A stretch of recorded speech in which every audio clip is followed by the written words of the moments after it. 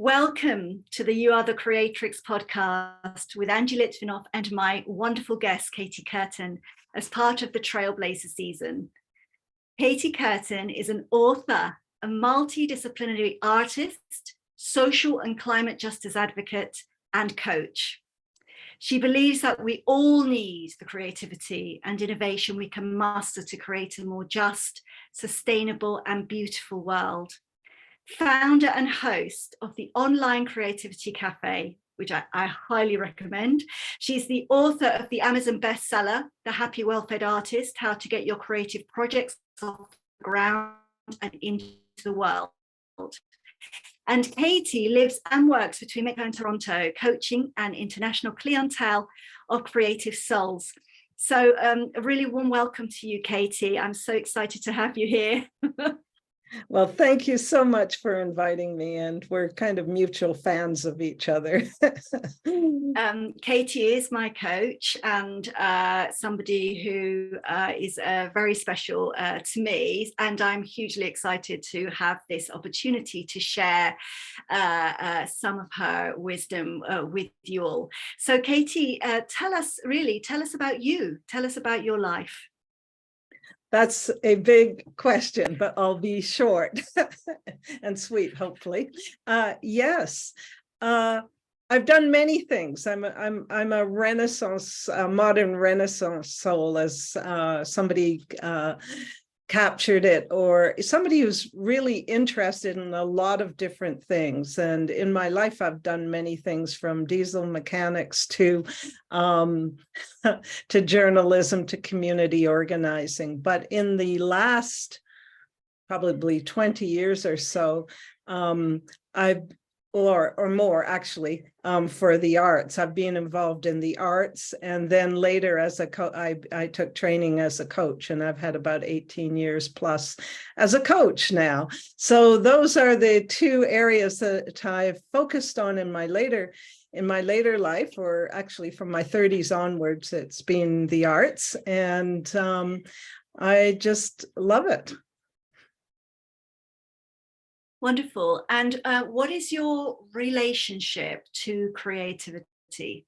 I cannot separate you from creativity. For me, that you are an embodiment of the creative life. So tell us what your personal relationship is to creativity, and how you identify with it.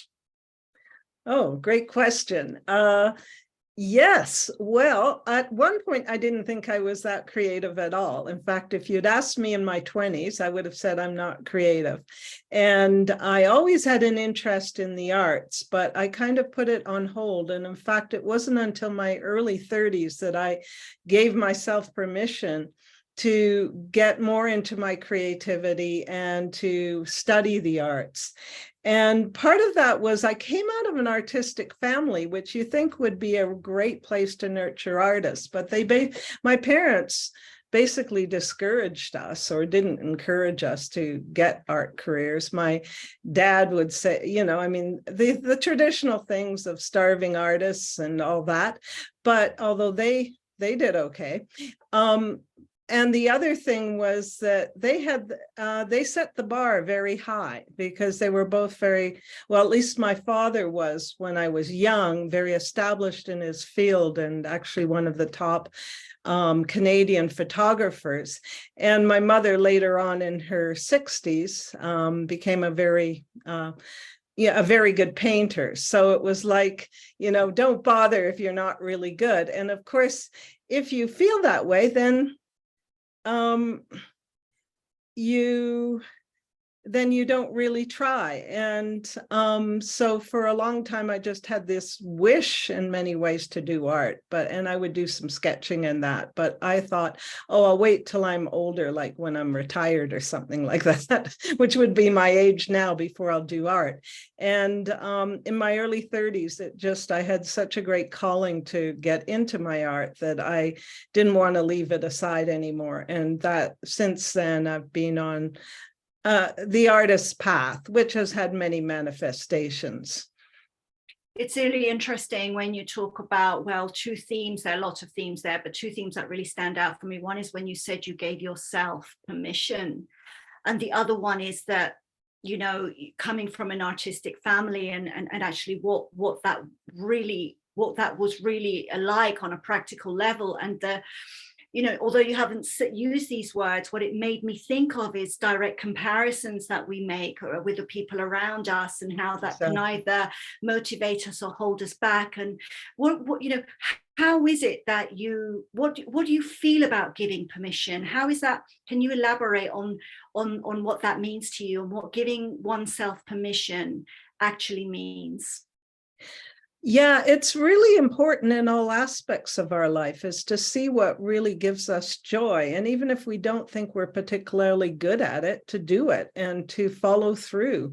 And with art, really, it's, some people think it's genetic or whatever, but it's certainly helped by the environment you're in. But I think all people are creative in different ways, have different creative talents. And it's really seeing which ones are yours, or which one you have a real feeling to pursue. And then, like any profession or any skill, you have to practice. And so it's by practicing you become good, that you find your voice, that you develop. And people somehow think it's just inspiration, and that you somehow become a good artist just like that. And it's not the case.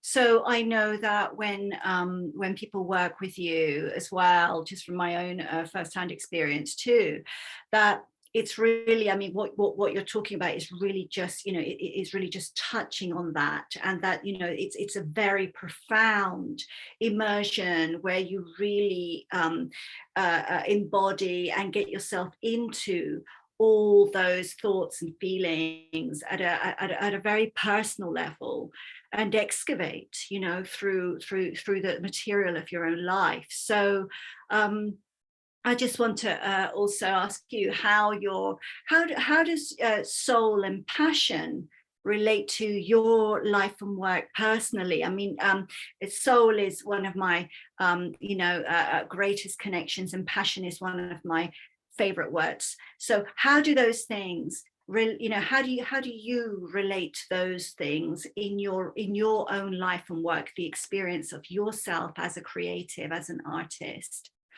and as a mentor, and as a wise woman? Thank you. Just something I want to add before getting into that, because I think it really is important. While you can work at being an artist, and practice is really important, you also have to go through all these blocks about, you know, all the things where you think you're not worthwhile, you can't do it, whatever. And there are releasing techniques you can use, and there's ways to get through this. So there's having mentors who can guide you and give you more sensitivity to the art. And I could go into all these in great detail, but I'll get to your question, which is on passion, and the other soul. And sorry, I didn't hear that. And soul and passion, how they relate to your life and work.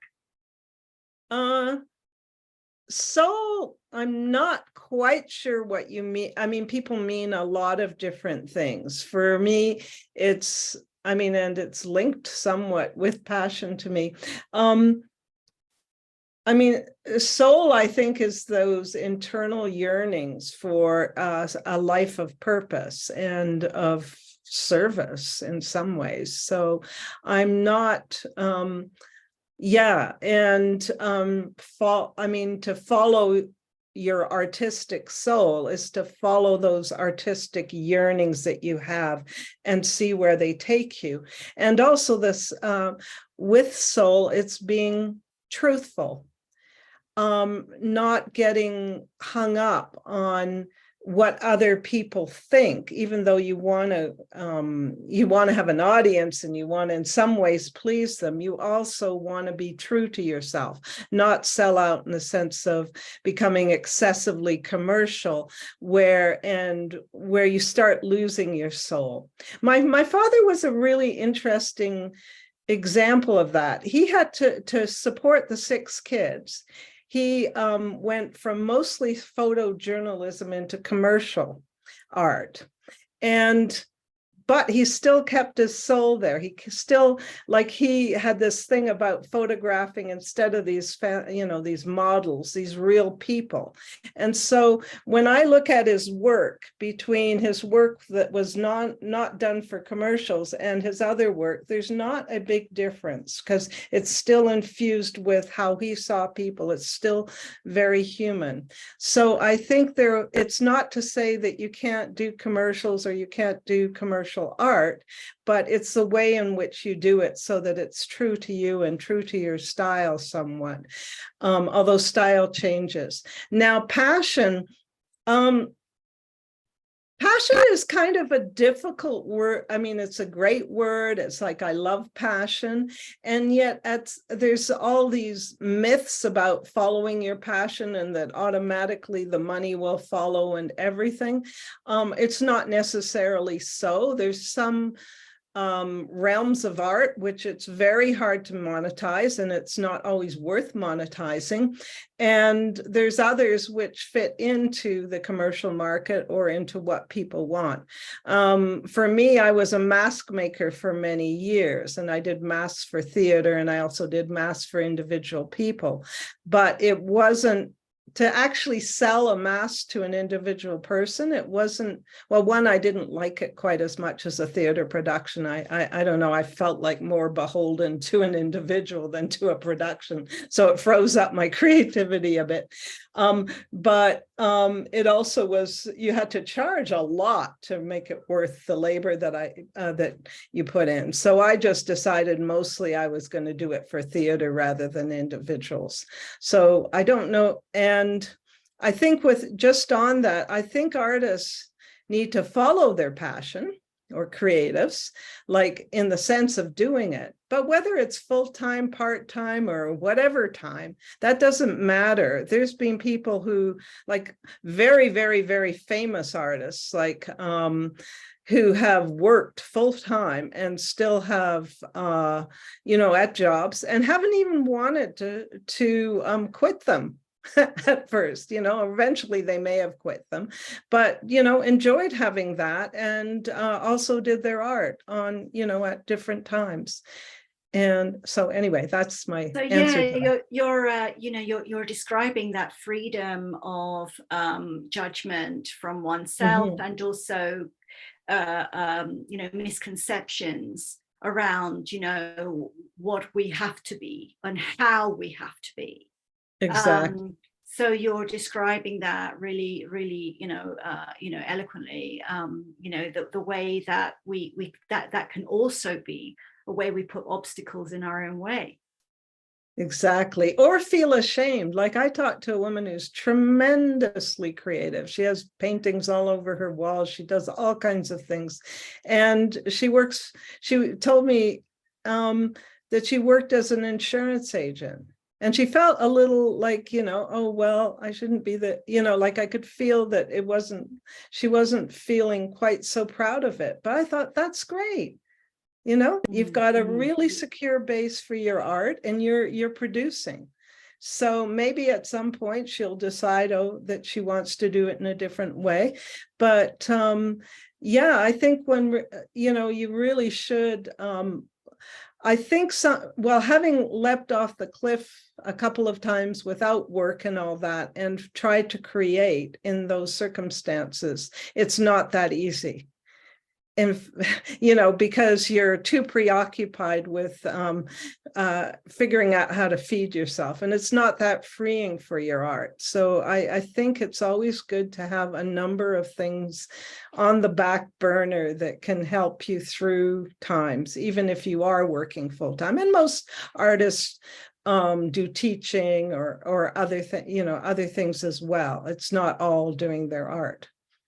And it's incredibly practical guidance, and I'm sure something that many people will find very refreshing to hear. So what is your focus for this year, Katie? You've always got some really interesting projects, and how can people work with you? Okay, thank you for asking that. My focus actually in the last year or so and coming up for the foreseeable future has been on book writing, both my own book writing and actually helping other people with their book writing. I have mastermind groups that I lead, and I do from time to time, I do these I do these days where people can make a blueprint of their book or do other things around books. But I also I coach both privately and sometimes in programs artists around their creative projects, and or how to set up a creative lifestyle or a lifestyle that can really support their art. And then, like, my books are around I'm just working on my second edition of The Happy Well-Fed Artist, which I'm going to be getting out again later this year.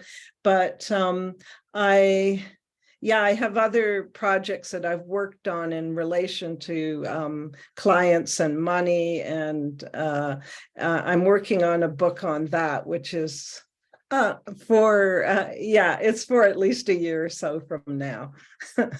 It's incredibly exciting, because I know your work with working with clients and money is really really fantastic, and you know, really goes very, very deep, and is you know, just very effective in hugely releasing. And that's definitely, you know, so I'm speaking again from firsthand experience of working with Katie in that way. So you can actually learn more about Katie from her website, which is Katie, K-A-T-I-E, katiecurtin.com. Or you can also connect with her on Facebook, and that's katie.curtin319. And yeah, I just want to say, I mean, all those themes that we've touched on today, I mean, they're just, you know, they're very grounding, and they're truths. And also, I think, incredibly liberating in terms of what's possible. You know, they're expansive. They're, you know, releasing any ideas that we maybe have held on to, or we took on about what we can and what is or isn't possible in life. Yeah, anything you would like to, any sort of thoughts to end the podcast with, Katie, of your own? Well, I just want to appreciate your creativity, Angie. I think you're a profoundly creative person, and you've done some beautiful paintings as well as your ceremonial work, which is always gorgeous in terms of the setup and the other things that you do. There's all your artistry in there. And just to encourage people to follow their creativity, not to think that there's any way you have to do it. And at the same time, set up structures, set up accountability, set up ways that you know you'll get to your art, because life is very full and busy. And so you need to, in a sense, you have to have although I'm not the most disciplined person, but you have to have a certain discipline with your art, in the sense of setting time aside for it and saying no to other things in order to say yes to your creativity. So I just urge you to, go ahead. Don't let the old mindsets of you can't do it, or it's not possible, or you're not good enough. Don't let them get in your way, because you have no idea what might emerge. Okay, so saying yes to your creativity. Thank you so much for being with us today, Katie. It's been a total pleasure to have you on here for the Trailblazer season. Thank you, Angie. This is wonderful.